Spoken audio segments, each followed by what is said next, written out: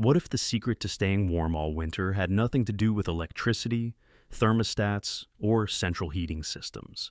What if families living centuries ago in Japan had already figured out something that modern homes have completely overlooked? Today we are going to break down a 500-year-old heating system that kept entire households warm through brutal winters using nothing but charcoal, wood, clever design, and a deep understanding of how heat actually moves through space. Before flipping a switch was ever an option, Japanese families faced winters that were genuinely harsh. This was not just a light chill in the air. In regions across central and northern Japan, snow would pile up against the walls of homes, and bitter winds would cut through villages for months at a time. The cold was a real and serious threat to daily life, comfort, and survival. And yet, if you look at the historical record, people managed. Families raised children, cooked meals, slept comfortably, and gathered together through seasons that modern people would find unbearable without their heated floors and programmable thermostats. What makes this even more remarkable is the material these homes were built from. Unlike the thick stone castles of medieval Europe or the insulated brick buildings that became common in the West, traditional Japanese homes were constructed from wood and paper. Yes, paper. Sliding panels covered in washi paper formed the walls and interior divisions of a typical home. Lightweight, beautiful, and almost entirely useless at trapping heat. These were not homes designed to hold warmth in.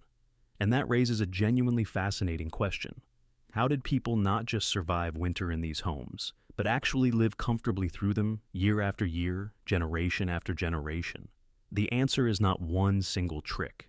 It is a layered system of choices, habits, tools, and architectural ideas that worked together in ways that are surprisingly logical when you understand them. And the first thing you need to understand is why these homes feel so cold in the first place, because that changes everything about how you approach keeping them warm. The cold itself was the starting point, and what came next was centuries of careful problem solving. If you have ever visited Japan in winter and stepped inside a traditional home or an old temple, you probably noticed something immediately. Even when there is a heat source somewhere in the room, the overall space has a coolness to it that you cannot quite shake. That feeling is not your imagination. It is the direct result of how these buildings were designed from the ground up. Traditional Japanese architecture relies on what is called a kigumi framework, a structural system of interlocking wooden beams and posts. This gives the buildings remarkable flexibility and earthquake resistance, which matters enormously in Japan. But the design prioritizes airflow over insulation. The shoji, those iconic sliding doors made of translucent paper stretched over a wooden lattice, are elegant and functional, but they do not stop cold air. Neither do the fusuma, the heavier opaque sliding panels used between interior rooms. Both of these partition systems are permeable to air movement in a way that solid walls simply are not. Then, there is the raised floor design. Traditional Japanese homes are typically elevated slightly off the ground on stone or wooden piers. This creates an air gap beneath the floor that protects the wooden structure from moisture and ground-level dampness. Great for the building, not so great for the people trying to stay warm, because cold air circulates freely under the house and keeps the floor surface chilly, no matter what the air above it is doing. These features made perfect sense for the Japanese climate in summer. Hot and humid summers in most of Japan make ventilation absolutely critical. A home that breathes keeps people from overheating when temperatures climb and humidity becomes suffocating. The same design that makes summer bearable makes winter uncomfortable. The Japanese solution was not to fight the architecture. It was to work with it using tools and habits specifically designed for that kind of space. And the most important tool of all was built directly into the floor itself. At the heart of traditional Japanese domestic life was something called the iori. This was not a fireplace tucked against a wall like you might find in a European cottage. The iori was a square or rectangular pit cut directly into the center of the main room floor. It was typically framed with stone or clay around the edges and filled with a bed of ash, into which charcoal or wood was burned. The dimensions varied by household and region, but a typical iori might be roughly 60 centimeters on each side, just large enough to maintain a steady fire and cook over while still fitting comfortably within the living space. The iori served multiple functions simultaneously, which is a key part of why it was so effective. It was not just a heat source, it was the kitchen. It was the gathering place. It was the social center of the household. Meals were cooked over the iori fire, water was boiled there, the family sat around it in the evenings, guests were welcomed beside it. In traditional Minka farmhouses, the iori was as central to the home as any piece of architecture could be. Some homes kept the fire burning continuously for years or even decades, with the ash bed accumulating and the hearth becoming a kind of living fixture of the household. The design of the iori was also practical from a heating standpoint, in ways that might not be obvious at first glance. By being recessed into the floor, the fire was protected from drafts that might otherwise push through the sliding panels and disrupt the flame. The surrounding ash bed acted as an insulating layer that retained heat and could keep embers alive for hours without active tending. This was a system built for endurance, not intensity, and the way heat moved from the iori through the room was part of what made it so cleverly suited to these open, airy spaces. But to understand that, you need to think about how heat actually travels and what happens when you put the source at floor level. Physics does most of the work here, and the designers of traditional Japanese homes seem to have understood this intuitively, even without any formal scientific framework to describe it. Hot air rises. That is basic thermodynamics. When you have a heat source at floor level, the warm air it generates naturally moves upward through the room, creating a gentle circulation that distributes heat through the space in a slow and steady way. The iori exploited this principle perfectly. People sitting or kneeling around the hearth, which is the natural posture in a traditional Japanese home where furniture is low or absent, were positioned exactly where the warmth was concentrating. The heat radiating outward from the fire hit the people nearest to it directly. The warm air rising from the flames and the hot ash moved upward through their bodies before filling the upper portion of the room and gradually escaping through gaps in the roof structure or specially designed smoke vents called kemuri nuki. This upward movement of smoke and hot air was actually beneficial. In traditional homes without chimneys in the Western sense, the smoke from the iori rose toward the ceiling and eventually worked its way out through the thatched roof or through vents near the roof ridge. This process helped cure the thatch, repel insects, and preserve the wooden structural elements of the upper roof space through a light coating of smoke residue. What looked like a simple problem, smoke in the house, was actually solving several other problems at the same time. The positioning of people around the iori created a tight zone of warmth that made the system feel more powerful than its fuel consumption might suggest. A modest fire could warm a small circle of people very effectively, even in a room that was cold everywhere else. And there was another element hanging above that fire that made the whole system even more efficient than the hearth alone. It was a tool that combined cooking and heating in one simple device. Suspended above the iori fire hung one of the most iconic objects in traditional Japanese domestic life, a kettle or pot hanging from an adjustable hook called a jizekagi. The word jizekagi comes from Japanese words meaning free or flexible and hook, and the name describes its function perfectly. This was an ingeniously adjustable hanging system made from a length of bamboo or wood, attached to a hook above and a hook below, with a mechanism that allowed the height of the suspended pot to be raised or lowered over the fire. The jizekagi was used every day for cooking rice, simmering broths, and keeping water hot for tea, but its contribution to the heating of the room extended beyond its cooking function. A large iron kettle full of water suspended over a fire acts as a thermal mass. It absorbs heat from the fire and releases it slowly back into the room as steam and radiated warmth. The moisture released by a simmering kettle also helped combat the dry cold of winter air, making the space feel less harsh, even at lower temperatures. The gentle, steady output of heat from a hanging kettle above the iori complemented the direct warmth of the fire itself. The system was not trying to heat a large volume of air quickly. It was about maintaining a consistent, comfortable zone of warmth around the hearth that people could inhabit for hours.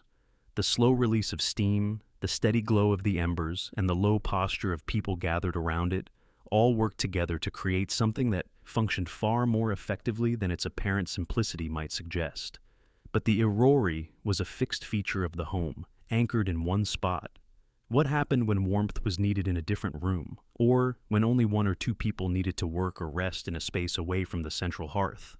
That is where a different kind of heating tool came into play, one that could be picked up and carried wherever warmth was needed. The hibachi is a word that many people in the Western world associate with a style of restaurant cooking.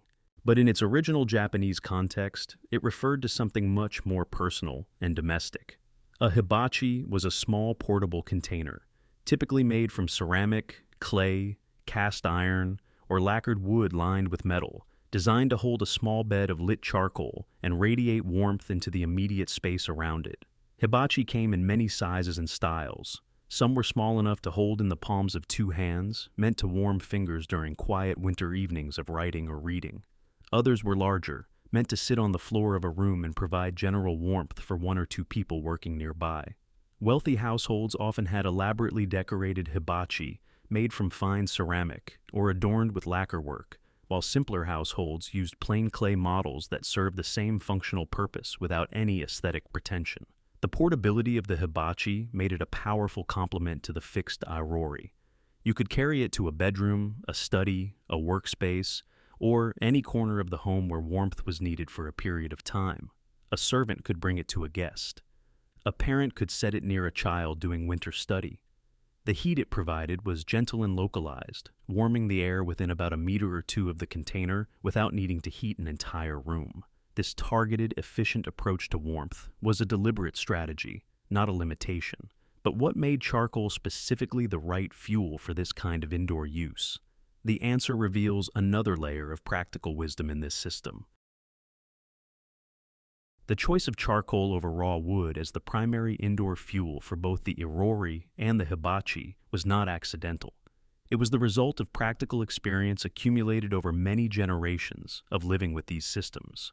Charcoal has several properties that make it significantly better suited to indoor heating than unprocessed wood, and understanding those properties helps explain why this particular material became so central to traditional Japanese winter life. When wood is burned directly, it produces a substantial amount of smoke because the incomplete combustion of the wood's volatile compounds generates thick, particulate-laden exhaust.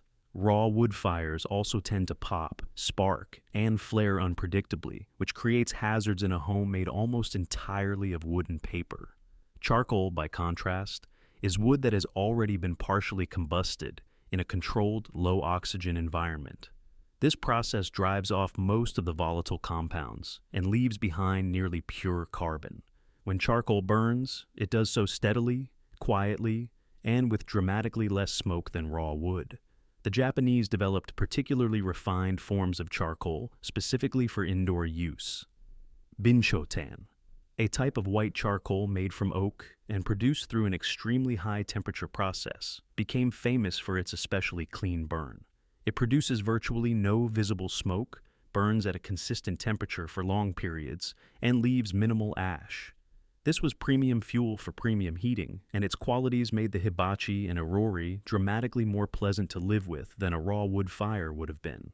Proper ventilation was still necessary, as charcoal produces carbon monoxide even without visible smoke. Traditional homes, with their many air gaps and permeable walls, provided constant passive ventilation that helped manage this. The design of the home, which seemed like a weakness from an insulation standpoint, turned out to be an essential safety feature for the heating system. The architecture and the fuel source were matched to each other in a way that made the whole thing coherent. And the Japanese approach to winter went even further, organizing the family's daily life and use of space in a way that made the most of every bit of warmth these systems produced. One of the most important principles underlying traditional Japanese winter living was a very deliberate concentration of life into a small, manageable area. Modern heating systems try to maintain a uniform temperature throughout an entire building, warming every room whether it is occupied or not. The traditional Japanese approach was the opposite.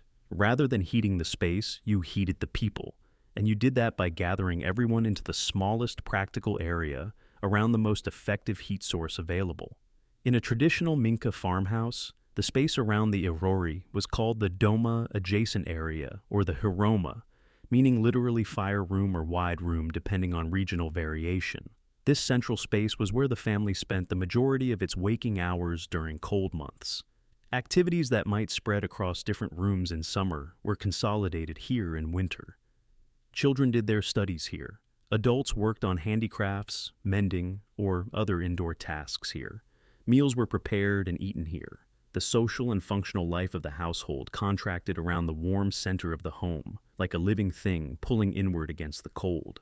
This concentration of bodies in one space was itself a heating strategy. Human bodies generate significant warmth, and a room with several people gathered closely together around a fire maintained a comfort level that the fire alone might not have achieved in a drafty space.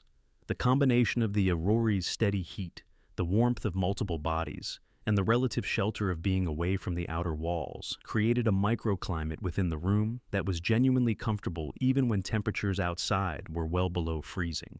The Japanese did not see this as deprivation. It was simply the seasonal shape of household life, as natural and accepted as the summer custom of opening all the panels to let the breeze flow through.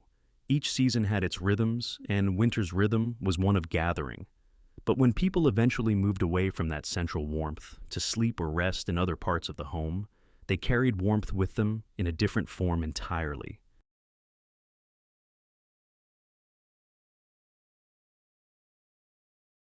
The third major element of the traditional Japanese winter system was what people wore and what they slept under, and this was treated with the same thoughtfulness that went into the architecture and the heating tools. Staying warm in a building that does not retain heat well means keeping the heat close to the body, and Japanese textile culture developed a rich tradition of layered garments specifically suited to this purpose. The kimono, worn by people of all classes throughout Japanese history, is by itself not a particularly insulating garment. But kimono were worn in multiple layers during winter, with undergarments called juban beneath. Additional wadded or padded layers called wataire added over the top, and a heavy outer coat called a haori worn as a final layer in colder conditions. The layering system allowed people to adjust their warmth precisely by adding or removing layers as they moved between the heated center of the home and cooler peripheral spaces. The futon sleeping system was equally well adapted to cold nights. Unlike a fixed mattress, a futon is a flexible, portable sleeping surface that can be folded, stored, and arranged in different configurations, depending on the need. In winter, futons were layered generously, with thick cotton batting in both the shikibuten that lay beneath the sleeper and the keikibuten that covered them on top. A person sleeping under a properly arranged winter futon was essentially cocooned in insulating cotton that trapped body heat extraordinarily effectively. Some households also used a device called a yutampo, a ceramic or metal container filled with hot water that was placed inside the futon before bed to pre-warm the sleeping space. This simple tool, essentially a hot water bottle, meant that even on the coldest nights, the space inside the futon was warm before the sleeper ever climbed in. Between the layered clothing for daytime and the layered bedding for night, the human body itself became a continuously maintained heat source that the rest of the system was designed to support and amplify. What is remarkable about everything we have just walked through is how coherent it is as a complete system. The irosawi at the center of the home, the jizukagi and its hanging kettle spreading moisture and steady warmth, the hibachi providing portable localized heat wherever it was needed, binchoten charcoal burning clean and steady for hours, the family gathered together in one room, bodies reinforcing the fire, layered clothing during the day, and thick futons at night, each element addressing a specific problem, each one working with the others to produce an outcome that was genuinely comfortable even in the face of Japanese winters that could be genuinely brutal. There is also something worth noticing about the energy efficiency of this approach. Traditional Japanese winter heating used a tiny fraction of the energy that a modern forced air heating system consumes to maintain a heated building. Instead of fighting the architecture, the traditional system worked through it. Instead of trying to heat every cubic meter of space, it focused warmth on the people who needed it. The shoji panels that let cold in also let stale air out, which was essential for safe charcoal use. The raised floor that chilled the house in winter protected the structure from moisture damage that would have destroyed it in summer. Every apparent weakness was actually serving a purpose. What does any of this mean for us today? Honestly, more than you might think. The principles behind this 500-year-old system are the same principles that modern passive design, thermal mass architecture, and personal warming strategies are rediscovering right now. Zone heating instead of whole house heating. Personal thermal management through clothing and bedding. Concentrated gathering spaces in winter. These are not primitive ideas that modern life has improved upon. They are intelligent ideas that modern life temporarily abandoned in favor of cheap energy and is now beginning to rediscover as that energy becomes less cheap and less reliable. The iori is not coming back to most people's homes, at least not literally, but the thinking behind it absolutely can. When you keep one room genuinely warm instead of every room sort of warm, you are using iori logic. When you layer up before reaching for the thermostat, you are using the same wisdom that kept Japanese families comfortable through centuries of cold winters without a single kilowatt of electricity. The old tricks were old for a reason. They worked. And sometimes the most sophisticated answer to a modern problem turns out to be something someone figured out 500 years ago, built into the floor of a wooden house, and gathered a family around on a cold winter night.